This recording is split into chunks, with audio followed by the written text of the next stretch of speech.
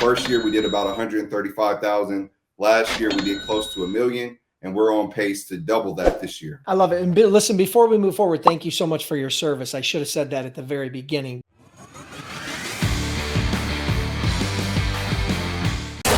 Welcome, my friend, Jeffrey Price. Thank you for being here today. Hey, thank you for having me, Dennis. I appreciate you as well, sir. Love it. Well, listen, thank you so much for being here. Give us a quick intro. You have an interesting background. Take a minute or two and talk a little bit about your background, kind of a little bit of your Army background and how you transitioned out, and then eventually how you jumped into becoming a freight broker and why. Long story short, I joined the United States Army Reserves back in 2012.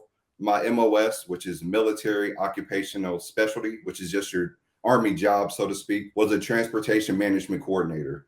So that really got my foot in the door doing transportation logistics, understanding how to get things from the right place at the right time and for the right price, all those Army core values. Once I picked that MOS, I did extremely well, got out of boot camp and went straight to a deployment in Afghanistan, where I just did amazing things doing transport logistics, working in drayage, getting containers in Afghanistan out to the United States or whatever other military bases they needed to go to.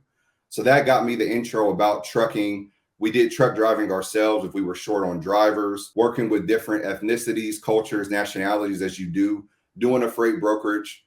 And then once I redeployed, I got a job working with a major freight brokerage. So that's where I learned both what I do want to do and what not to do.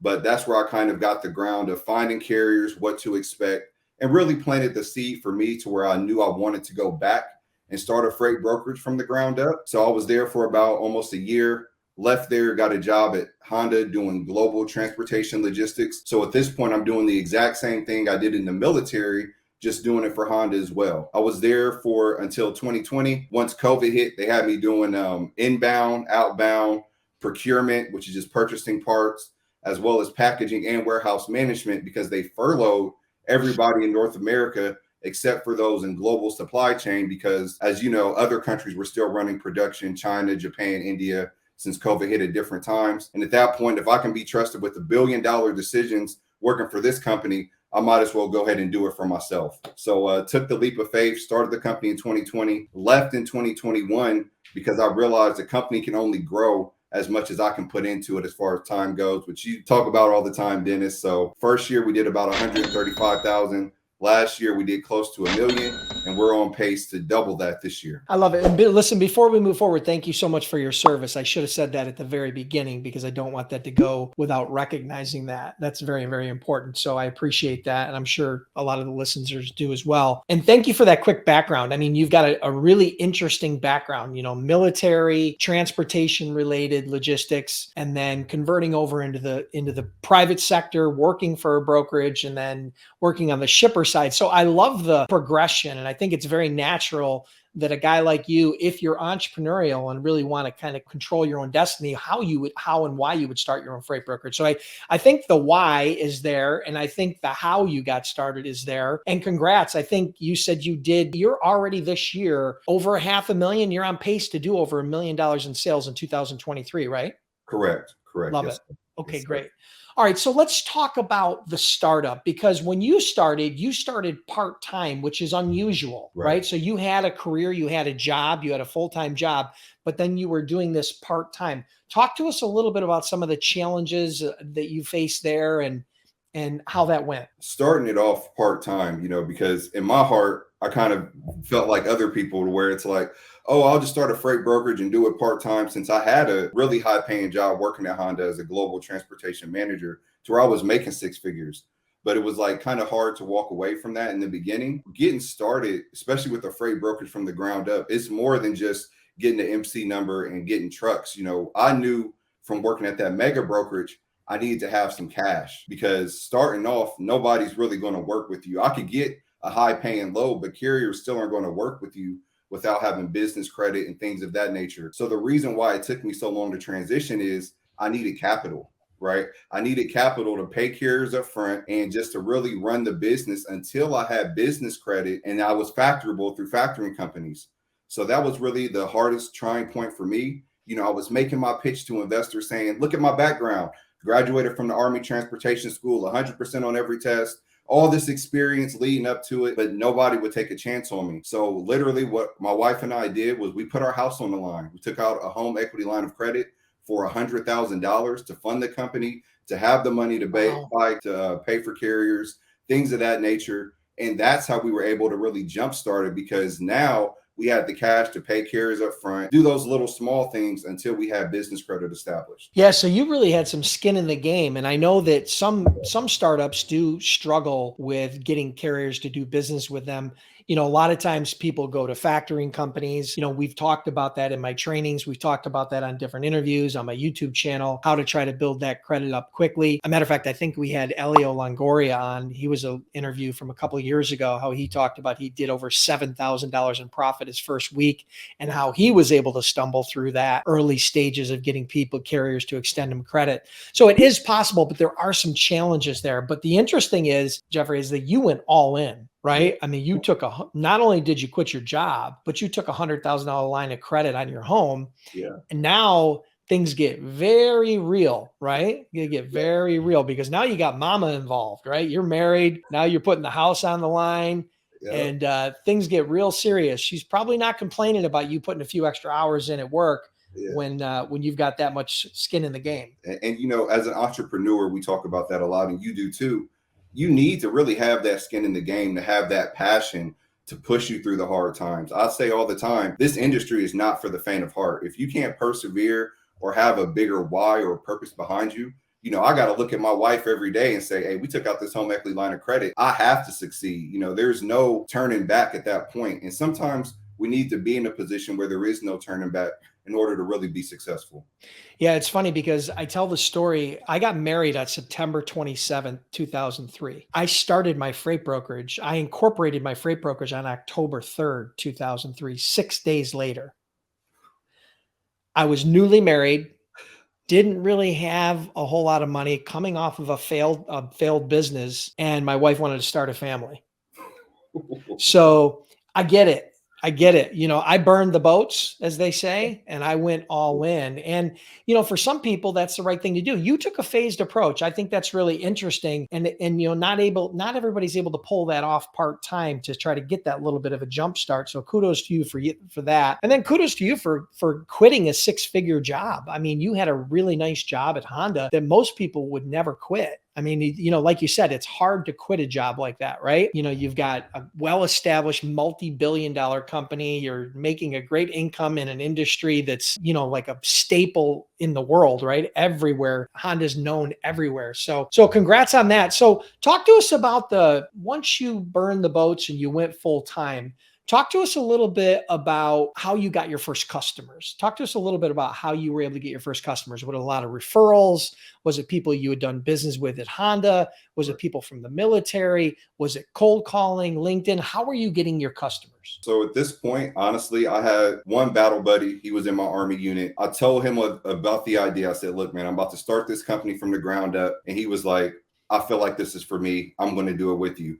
So, when I tell my testimony, I'm like, this guy quit his job and came with me before we even had a shipper, right? So I say, like, dude, you're way crazier than me. But anyway, what we did was, we just hopped on the phones. I mean, literally, we looked at companies that were military friendly, because, we were pushing being a veteran-owned business off top. We already had that certification to be a veteran-owned small business. That was easy for me to get, just submitting that through the SBA, the Small Business Association, and then just running with that. So finding companies that were military friendly, because then when I'm making our outbound calls, my pitch, as you say, Dennis, doesn't sound like everybody else. I'm starting with like, hey, I'm a veteran-owned freight brokerage, started a company from the ground up, or something along those lines to really draw them in, to where the first thing they're going to say is more than likely is thank you for your service. But now I have them on the phone. Now we can talk a little bit more. Now we can have more discussions. So our first shipper, he was in Afghanistan the same time I was in Afghanistan. And we went through thousands of calls before we found him. And that company gave us $450,000 in business last year.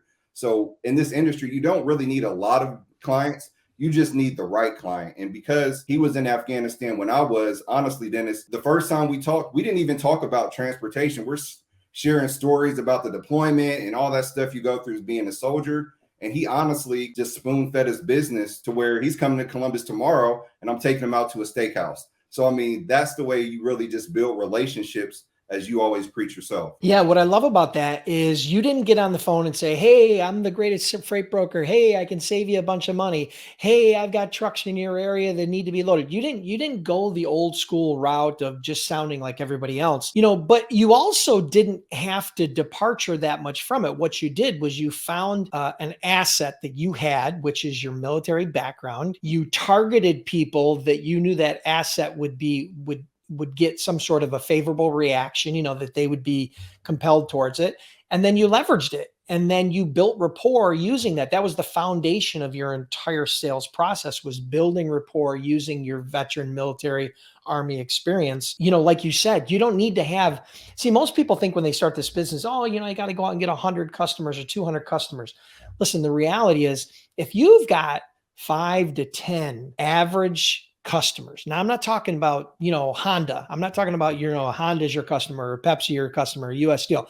Average customers, you're sticking 6 figures in your pocket, right? I mean, in profit. I mean, you don't need hundreds of customers. So I think that's important for people to understand. So I'm glad you said that. Obviously, I had a video recently. I did a training about not putting all your eggs in one basket. I told the story about how the freight broker had over $1 million in sales, and he only had one customer, and he lost it, and he almost went bankrupt. So you do want to diversify that. So I highly recommend diversification. But to get started, if you get 3, 4, 5 shippers, you should be off to the races as long as you take care of that business, because it's all about repeat business. Yeah, and absolutely. And just another part of the testimony to that, the first month that I started, really cold calling, I got in front of, not a Costco, I'm sorry, what's the name of that company? Slipped my mind, but it was one of those big grocery chains. And, when I met with them, my rates couldn't even match the rates they were getting because I was too new. So I would suggest to anybody who is just starting, don't go after those $1 billion companies, because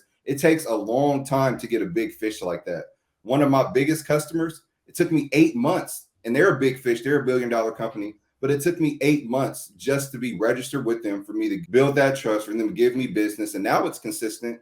But again, 8 months, I'd much rather start with a company under, maybe even 50 million or 25 million, and you'll still make 6 figures off of that easy. And you won't have all that competition as well. And you won't be in a situation where it's a race to the bottom. And that's really the worst to be in. Yeah. In the freight brokerage business, large shippers, high volume shippers need brokers the least. And here's why.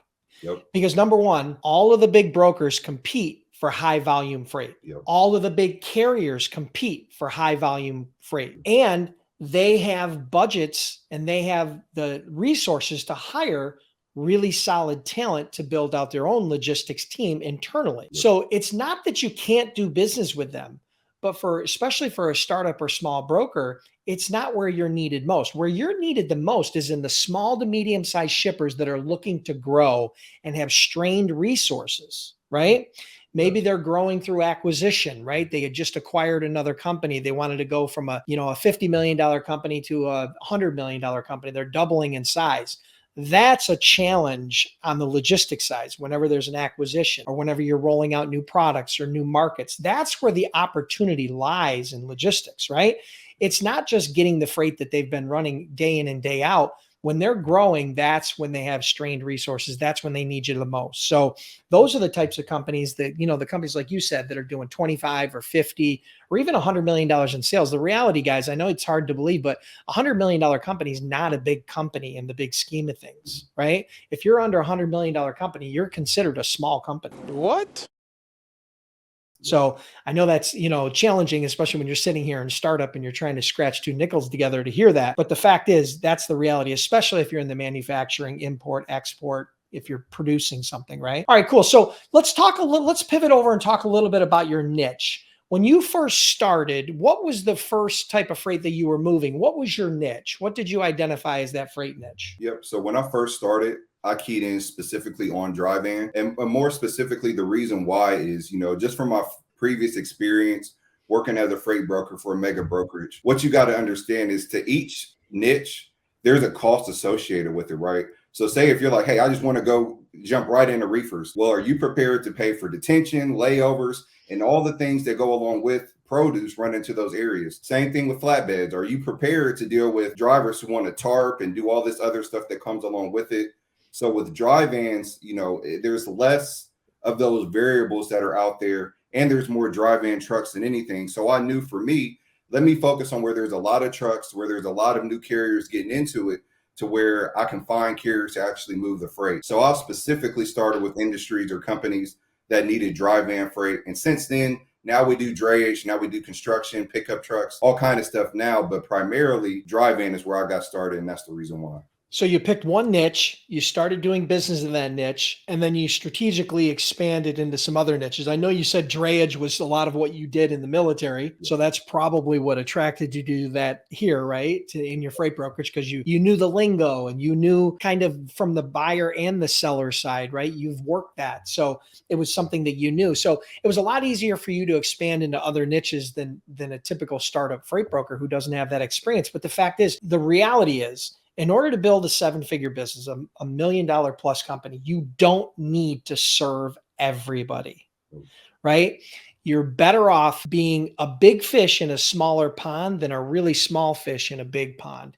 Because the problem is the noise in that big pond will drown out your message. But it's easier to differentiate yourself when you focus in a specific niche, right? So I love that. Was there a geographical component to it? Did you focus on Ohio, Midwest? Was there, or did you really just kind of canvas the whole van market trying to get some traction? Yeah, I focused on the Midwest and really looking for shippers that did over the road, because I would make the most money from it, right? If it's something over the road, I'm adding 10 to 15%, and it's like $3,000, for example, I'm going to make more money compared if it was like the shorter runs, things of that nature. So I primarily focused on the Midwest out of a base to start out of, and because I could go there in person, right? If I need to go visit somebody in Indiana, Michigan, Ohio, Pennsylvania, I could travel and do a face-to-face meeting, because a lot of times in sales, people want to work with somebody who can communicate well, who they actually like and want to do business with. So that was the reason why I started off there and really looking at over the road, because I had the most opportunity for the most money. So you would use the phone to start building that initial rapport and dialogue.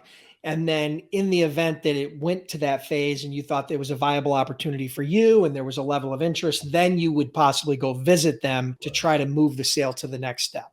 Exactly. Yes, sir. Love it. Yeah. So you're leveraging your time, but you're also not afraid to jump in your car and drive a few hours if there's a really strong prospect. Of course, you're going to try to set up multiple meetings on that day, to and fro. But yeah, but I agree. I mean, being face-to-face can have a huge impact. You know, a lot of things with success is, are you willing to do things that other people won't do? That time with COVID just ending out, warehouses just opening up, in that startup period, a lot of people wouldn't want to meet face to face. So even just being courageous enough to say, hey, I'll come out to you and things of that nature, bring some donuts or some food, because that really wins people over when you feed them. It's worked for us. Yeah, I love it. Great. All right. So we talked about your startup story. We talked a little bit about your revenue. We talked about your freight niche. We talked a little bit about how you got the customers, right? Because you were picking up the phone. Tell me, what did you learn? What was some of your biggest lessons in that initial sales outreach, right? You told me how you used your military background to build rapport. But if there's one or two lessons that you learned that you took away from that experience in those first 500 or 1,000 phone calls, right? Which is the most challenging calls for any salesperson. What would be a couple of those lessons, or what are a couple of those tips you might be able to share with the audience? Yeah, a couple of lessons that I learned from that is first off, pushing through the no. You know, normally people are kind of triggered just to say no, but really just pushing through that, pushing through the objections, and also having the mindset that if you answer the phone, you have the time to talk to me. Because if I'm too busy, I'm just not going to answer my phone. I think you might have said that in one of your training minutes, but if you pick up the phone, you better hang up on me, because I'm not going to end that call. So really just being able to persevere from there. The follow-up, there's so much in the follow-up. I can't tell you how many times that I reached out to a shipper that they said no, but I took that as not yet and just kept following up, having a good cadence, a good rhythm, just to follow up with them and getting those different touch points, as you've taught, just on LinkedIn, a call. And sometimes it's just a different voice. You know, I might have my wife or somebody else call because maybe, you know, my voice was a little strong, a little too passionate, a little too fiery. Then they call with the softer tone and they got further in the call. So just really being strategic and using just good communication skills. That's what I found that works. I love it. Yeah, I think those are two really valuable lessons. I mean, what you have to expect going into this business is you are going to hear the word no. You are going to get rejection. But that's the same in any business. Okay. There's going to be a lot of rejection. You got to fight through that first one. Getting your first shipper is the hardest one. Moving that first load is your hardest one. I've talked about that with other guests in the past. And so if you can get past that, you're going to walk around, you're going to stick your chest out, you're going to build your confidence. All of a sudden, it's real because that load picked up and delivered, and now all of a sudden you're invoiced the shipper and it worked. You made $100 or $200 or $300, and if you can do it once, you can do it twice, and if you can do it twice, you can do it 10 times, and then the next thing you know, you're doing it 10 or 20 or 30 times a week, and now you got a business, right? Yeah. So I love that. Yeah, those are some really great lessons. Let's talk about some of the mistakes you made, because I've made more mistakes than I can count. And, I tell everybody I've made millions and millions and millions of dollars worth of mistakes, lost millions of dollars in dumb things that I've done, not only dumb things, but things that I didn't realize were mistakes until after the fact. Talk to us a little bit about one or two of the mistakes maybe you made so that our audience might be able to avoid those in advance. Yeah. So the biggest mistake that I've made is there are a lot of pirates in trucking. You might hear a lot of carriers bashing brokers, but there are some crooked carriers out there. So we founded our first shipper, and unfortunately, I had a load that was a double broker. The carrier ended up taking the load. It was from Indiana to California, so that's a hot spot for being brokering, just because there's a good rail system out there. A carrier, he picked it up, gave it to another carrier, threw it on the rail, and then it finally delivered 3 weeks later. So in that meantime, I'm still keeping in touch with the shipper. They advised that they weren't going to pay me for the load because of what happened. So I ended up paying for the load out of pocket.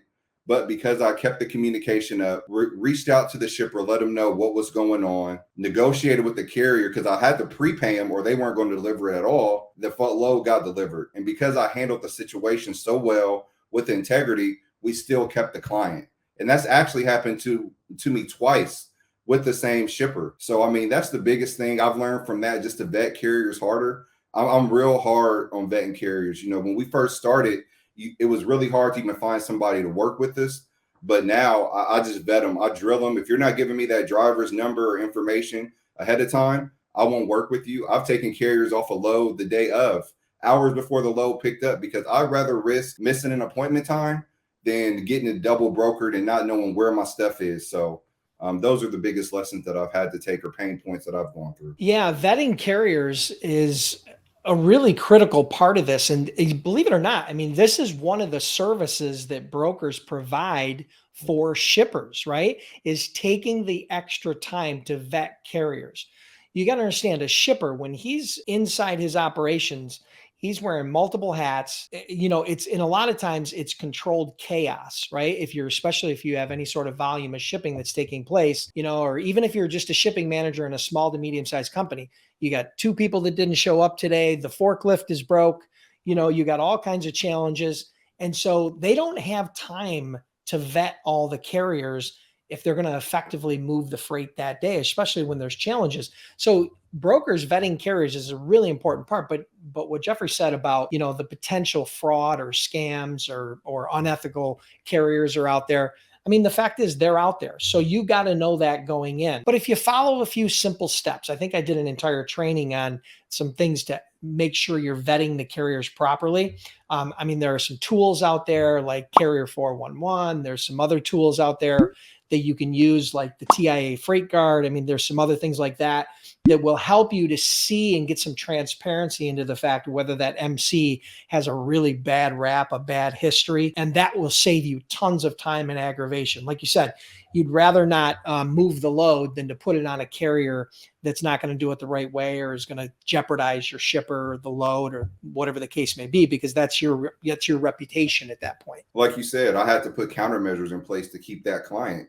As far as I had to get a membership to Carrier 411 because I didn't have that at first. I know you mentioned it in your training, but I must have missed that page. I did join the TIA as part of that countermeasures.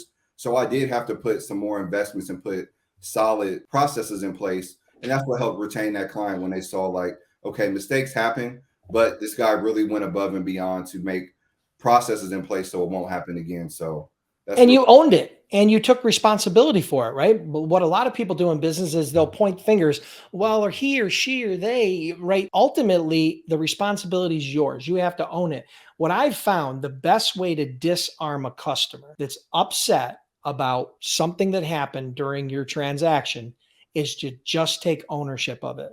And Yep. at that point, focus on the solution. And at that point, you can sort out all the he said, she said on the back end. But if you take ownership of it, it disarms them. And now you can focus on solving that problem. Right. And that's really just a very basic 101 approach to it.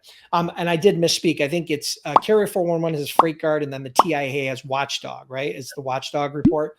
So yeah, I would highly recommend either of those. You guys use those. Check them out. And the TIA is a great organization. I was a part of it. That was a part of my brokerage from day one. So, all right, great. Well, listen, is there anything else you want to share with the audience before we wrap up today? Is there anything that you want to tell them? I know you were a student of Freight Broker Bootcamp. You went through the training. You've had a really interesting journey. Yeah, I just want to encourage everyone that's just starting off that if I can do it, you can do it too. I don't have a college degree. I don't have any fancy titles behind my name.